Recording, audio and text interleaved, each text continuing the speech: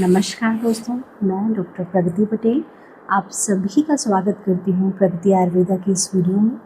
दोस्तों, मैं आज एक ऐसी कॉमन हेल्थ प्रॉब्लम के बारे में आप सभी से बात करने वाली हूँ जिसकी नीड इस समय बहुत ही ज़्यादा है। जैसे कि हम सभी जान रहे हैं कि इस समय वेदर जो है वो चेंज हो रहा है, ना तो पूरी तरीके से ठंडक अभी स्टार्ट हुई है, ना गर्मी गई है। और ये जो ऋतु संधि है, मीन्स ये जो ट्रांजिशनल स्टेज है मौसम की, इसमें ये बीमारी बहुत ही ज़्यादा देखने को मिलती है। और हर एक घर में कोई ना कोई, चाहे वो बच्चे हों, चाहे वो बूढ़े हों या एडल्ट पर्सन हों, किसी न किसी को ये बीमारी ज़रूर इफ़ेक्ट कर रही है। और उस बीमारी को हम प्रतिशय कहते हैं। प्रतिशय, जिसको हम मॉडर्न साइंस में एलर्जिक राइनाइटिस से कंपेयर कर सकते हैं, क्योंकि इसके कॉजेज़ और इसके सिम्टम्स इन दोनों के सेम होते हैं, इसलिए हम इन दोनों को एक समझ सकते हैं, मतलब एक तरीके से कंपैरिजन हम कर सकते हैं। तो आइए आज हम इस वीडियो में प्रतिशय जो है वो उसके क्या मतलब कॉजेज़ हैं, क्या सिम्टम्स आते हैं, उनसे हम कैसे बच सकते हैं, क्या हमें डाइट फॉलो करनी चाहिए, कौन सी लाइफस्टाइल जो है उसकी वो अपनानी चाहिए, और कुछ आयुर्वेदिक फॉर्मुलेशंस जिनका उपयोग करके हम इस बीमारी से बच सकते हैं। अपनी जो इम्यूनिटी है, जो कि हम जिसको खो चुके हैं, उसको भी दोबारा गेन कर सकते हैं। उन सभी के बारे में थोड़ा सा डिटेल में जानते हैं। चलिए वीडियो शुरू करते हैं। तो प्रतिशय जो है दोस्तों, इसमें क्या होता है, ये व्याधि जो है मेनली नासा और सिर प्रदेश की है, यानी नोज़ जो है हमारी उसको इफ़ेक्ट करती है, हमारे हेड रीजन को इफ़ेक्ट करती है। साथ ही साथ में हमारे जो रेस्पिरेटरी सिस्टम है वो भी इस डिजीज़ से एसोसिएटेड होता है। यानी अगर बार बार किसी को इन्फेक्शन होता है, राइनाइटिस की प्रॉब्लम होती है या प्रतिशय होता है, तो उसको आगे चल करके उसके लंग्स पे भी इफ़ेक्ट होता है, उसका रेस्पिरेटरी सिस्टम जो है उन सब पे इफ़ेक्ट होता है, और उस पर्सन की जो डे टू डे लाइफ है उस पर भी इसका इम्पैक्ट है वो बहुत ही बुरा पड़ता है। अब हम एलर्जिक राइनाइटिस के कॉजेज़ की बात करते हैं। तो कोल्ड वेदर में एक्सपोज होने से या ठंडी चीज़ों के सेवन से, चाहे ठंडा पानी हो, आइसक्रीम हो, या अननेसेसरी एसी का प्रयोग करना इस समय जैसे वेदर चेंज हो रहा है ऐसे मौसम में, या जिनको डस्ट से प्रॉब्लम है तो डस्ट के कांटेक्ट में आने से, पॉलन के कांटेक्ट में आने से, स्मोक से उसके कांटेक्ट में आने से, या फिर कुछ परफ्यूम्स हैं, है ना, इन सब के कांटेक्ट में आने से, या फिर कुछ पर्सन जिनको कि डीएनएस यानी डेविएटेड नेज़ल सेप्टम की प्रॉब्लम होती है, उनकी नाक की जो ये हड्डी है वो तिरछी होती है, और या फिर नेज़ल पॉलिप की प्रॉब्लम होती है। ऐसे लोगों में क्या होता है, इनको एलर्जिक राइनाइटिस जो प्रॉब्लम है ये होने के चांसेस बहुत होते हैं। और इनकी बॉडी में बेसिकली होता क्या है कि आईजीई मीडिएटेड जो हाइपर सेंसिटिविटी रिएक्शन है वो होती है। यानी इसको हम सिंपल लैंग्वेज में समझें तो कुछ हार्मलेस सब्सटेंस जैसे कि धूल है, धुआं है, पॉलेंस हैं, ये सब हार्मलेस सब्सटेंस भी जो होते हैं, इसके अगेंस्ट भी उनकी बॉडी जो है, उनकी जो इम्यून सिस्टम है वो एलर्जन जो है, इनको एलर्जन समझता है और रिएक्ट करती है बॉडी। तो क्या होगा, हिस्टामीन्स रिलीज होते हैं, और ये हिस्टामीन्स जब मतलब ये सिक्रेट होते हैं बॉडी में, तो ये क्या करते हैं, इन्फ्लेमेशन कर देते हैं। कहाँ पे, नाक की जो म्यूकोसा है, यानी नेज़ल म्यूकोसा या पैरानेज़ल म्यूकोसा, इसमें क्या होता है, इन्फ्लेमेशन कर देते हैं, यानी स्वेलिंग कर देते हैं। उसकी वजह से क्या होगा, एलर्जिक राइनाइटिस के जो सिम्टम्स हैं वो देखने को मिलते हैं।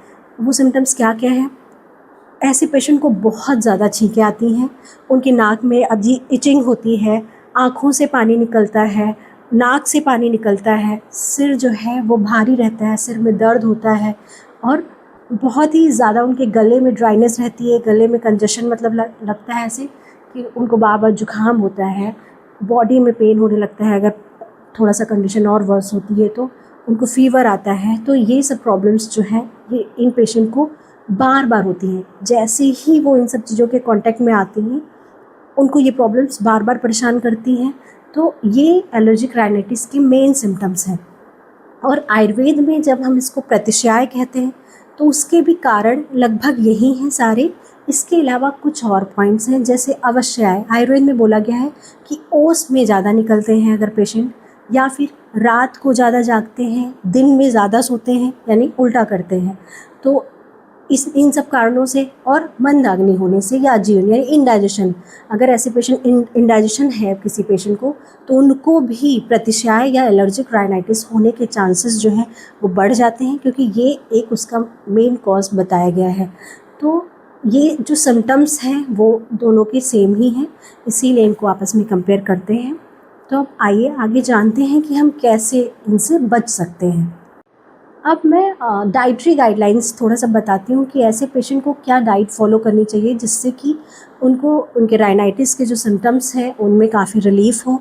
तो ऐसे पेशेंट को हमेशा जो है गर्म पानी जो है उसका प्रयोग करना चाहिए, ठंडे पानी से बचें। ना तो नहाने के लिए भी ठंडा पानी वो यूज़ ना करें, ना पीने के लिए यूज़ करें। और हमेशा खाना जो है वो हल्का लें, यानी लाइट डाइट लें, ताज़ा लें। बासी खाना जो है उससे खुद को बचाएं। दाल का सेवन ज़्यादा से ज़्यादा करें।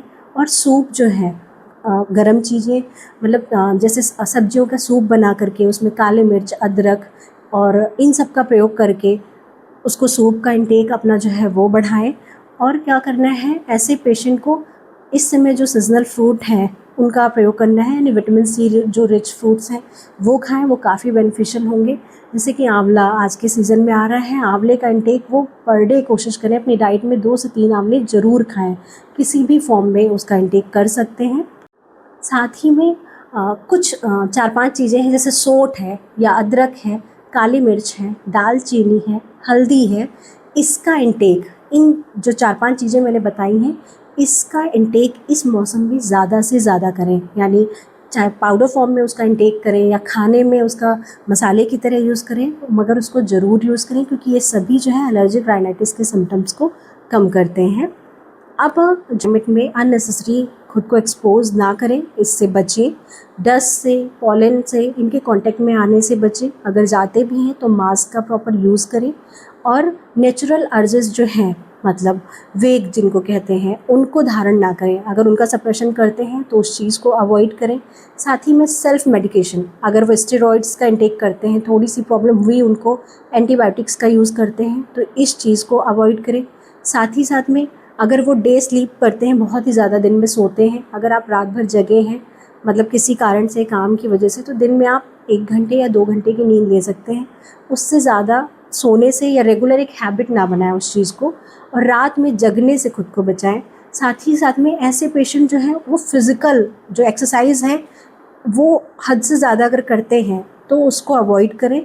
बहुत ही हल्का उनको व्यायाम करना है, प्राणायाम करना है, और स्ट्रेस से खुद को अवॉइड करना है। मतलब क्योंकि ज़्यादा स्ट्रेस लेंगे या फिज़िकल एक्सरसाइज बहुत ज़्यादा करेंगे तो उनके रेस्पिरेटरी सिस्टम जो है उस पर प्रेशर क्रिएट होगा, उसकी वजह से उनको ब्रीथलेसनेस होगी, सांस लेने में प्रॉब्लम होगी, और वही सारी प्रॉब्लम्स जो है उनकी बढ़ जाएंगी।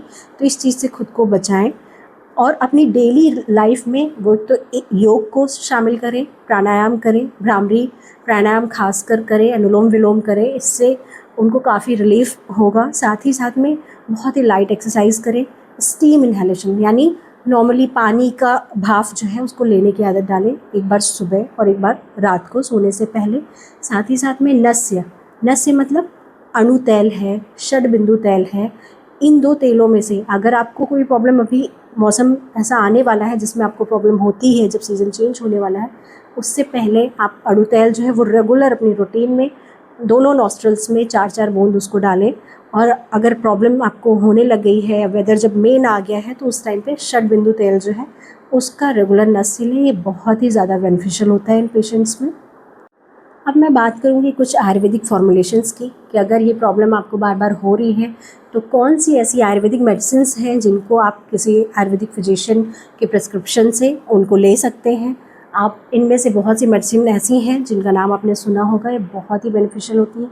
जैसे कि अगर आपको बार बार यही प्रतिशाय बार बार होता है, अक्सर आप इस चीज़ से परेशान रहते हैं, ज़रा सा भी मौसम बदला या आप एक जगह से दूसरी जगह पे गए और ये प्रॉब्लम अक्सर आपको होती है, यानी आपकी इम्यूनिटी जो है वो काफ़ी वीक हो चुकी है, तो ऐसे में आपको चित्रक हरितकी जो है उसका सेवन करना चाहिए। वो बहुत बेनिफिशियल है।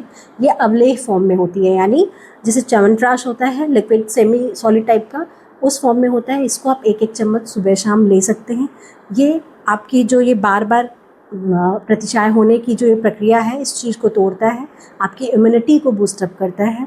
और अगर आपको कास यानी बहुत ज़्यादा खांसी आती है, खांसी के साथ में आपको फ़ीवर है, ये दोनों चीज़ें हैं, तो ऐसे में आपको गिलोय सत्व, अभ्रक भस्म, प्रवाल पिष्टी, श्रृंग भस्म, ये 4 चीज़ें जो हैं इनका कॉम्बिनेशन बहुत ही ज़्यादा बेनिफिशियल होता है। क्योंकि गिलोय सत्व जो है वो अगर आप उसका रेगुलर इंटेक करते हैं तो आपकी इम्यूनिटी काफ़ी हद तक जो है वो इम्प्रूव हो जाती है। आपको इन सब चीज़ों से धीरे धीरे इफ़ेक्ट होना बंद हो जाता है। और अगर आपको सूखी खांसी आ रही है, मतलब डिस्चार्जेस नहीं है, आपको खांसी हो रही है, बार बार गले में, थ्रोट में ड्राइनेस हो रही है, तो ऐसे में आप सितोप्लादी जो पाउडर है, सितोप्लादी चूर्ण, उसको अभ्रक भस्म और प्रवाल पिष्टी के साथ ले सकते हैं। सुबह और शाम दोनों टाइम अदरक रस, मतलब अदरक का रस और थोड़ा सा शहद मिला करके उसका इंटेक कर सकते हैं। बहुत ही अच्छा इफ़ेक्ट इसका रहता है। और अगर आपको खांसी भी आ रही है, नाक से बहुत ज़्यादा पानी निकल रहा है, या आपको थोड़ा सा थिक ऐसा लग रहा है, डिस्चार्जेस ज़्यादा हो रहे हैं, आप कफ निकाल नहीं पा रहे हैं, खांसी कहीं अटका हुआ सा महसूस हो रहा है, तो ऐसे में आप तालिश आदि चूर्ण जो है उसका प्रयोग कर सकते हैं। वो जो कफ है अंदर उसको पिघलाकर बाहर निकालता है, ब्रोंक्यूल्स को डायलेट करता है, और जो नाक में ऑब्स्ट्रक्शन है, यानी ऐसा लगता है नाक बंद है, सांस लेने में प्रॉब्लम हो रही, उन सब चीज़ों में काफ़ी रिलीफ इससे मिलेगा। साथ ही में इसके साथ आप रूटीन बेसिस पे हरिद्रा खंड 1 चम्मच रोज़ रात को ले सकते हैं। ये आपकी इम्यूनिटी जो है उसको बूस्टअप करता है, आपके जो नेज़ल म्यूकोसा में इन्फ्लेमेशन है यानी सूजन है उसको कम करता है। ये बहुत ही अच्छा रोल प्ले करता है। अगर आपको बुखार है बहुत ज़्यादा, मतलब आपको अभी नया नया हुआ है और बॉडी आपकी वीक हो चुकी है, आपको ऐसा लग रहा है फीवर है और बहुत ज़्यादा नेज़ल डिस्चार्जेस भी हो रहे हैं, आँखों में दर्द है, पूरी बॉडी में पेन है, तो ऐसे में आप त्रिभुवन कीर्ति रस ले सकते हैं। ये टैबलेट फॉर्म में आता है, 2-2 टैबलेट सुबह शाम ले सकते हैं। डोज़ जो है वो वेरिएशन उसका हो सकता है एज के अकॉर्डिंग या बॉडी वेट के अकॉर्डिंग। तो इससे काफ़ी रिलीफ होता है, क्योंकि इसमें वत्सनाभ, धतूरा, ऐसी बहुत सी चीज़ें पड़ी हुई हैं जो इन सब पे काम करती हैं।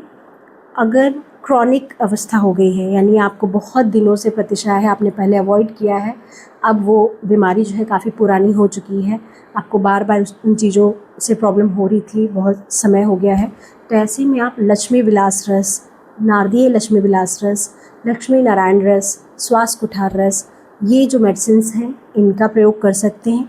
डोजेस मतलब एज के अकॉर्डिंग वेरिएट होंगी, पर इनका इफ़ेक्ट जो है बहुत अच्छा है। इनको अगर आप डॉक्टर के प्रिस्क्रिप्शन में लेते हैं तो आप काफ़ी हद तक अपनी ये जो प्रतिशाय या एलर्जिक राइनाइटिस की प्रॉब्लम है इससे ओवरकम कर सकते हैं, और दोबारा इसके होने के चांसेस भी कम हो जाते हैं, और आपकी इम्यूनिटी जो है वो नेचुरली बिल्डअप होने लग जाती है।